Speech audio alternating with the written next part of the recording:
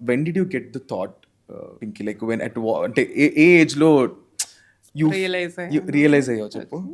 Okay. When I was in 5 years old, ఆ, నాకు ఆ టైంలోనే అర్థమైంది.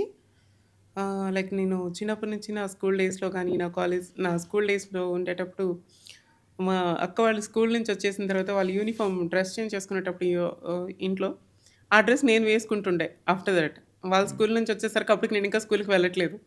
సో, వాళ్ళందరూ చిన్నప్పుడు ఏదో ముద్దుగా, ముచ్చటగా తేజు యూజ్ చేస్తున్నాడు అవుట్‌ఫిట్స్ లైక్ ముద్దుగా ఉంది అనుకునేవాళ్ళు. బట్ నాకు అదే ఇష్టం. యాక్చువల్లీ నాకు అట్లా ఉండటం ఇష్టం. అమ్మాయిలాగా ఉండటం ఇష్టం.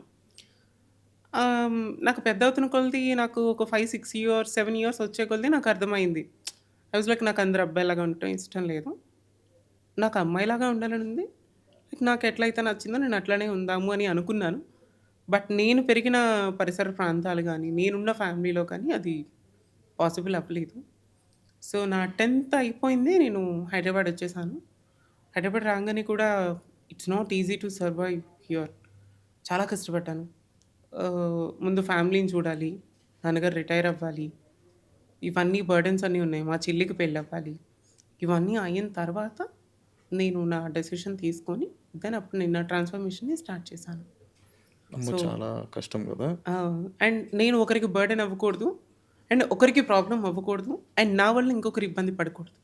ఇబ్బంది పడకూడదు అంటే ఇప్పుడు నువ్వు మా చెల్లి మ్యారేజ్‌కి ముందు ఇఫ్ ఇన్ కేస్ నేను ట్రాన్స్‌ఫర్మేషన్ అయితే మా చెల్లికి సంబంధాలొస్తాయో రావో అని ఒక టెన్షన్. మా నాన్నగారు రిటైర్ అయ్యే టెన్షన్‌లో అప్పటికే ఆయనకి 60 ఏళ్ళొచ్చేస్తున్నాయి. ఆ ఏజ్‌లో నేను ఆయనకి బర్డెన్ అవ్వటం కానీ, ఎందుకంటే ఏ హెల్త్ ఇష్యూస్ వస్తాయో నాకు తెలీదు. లేదంటే తనకి రిటైర్మెంట్ ఫంక్షన్‌లో కూడా అందరూ తనని ఎవరు ఏమంటారా అన్న ఒక భయంతో నేను అప్పటికి అవ్వలేదు. అన్నీ అయిపోయిన తర్వాత వాళ్ళందరిని ఒక గూటికి చేర్చిన తర్వాత నేను నా డెసిషన్ నా గురించి నేను ఆలోచించుకున్నాను.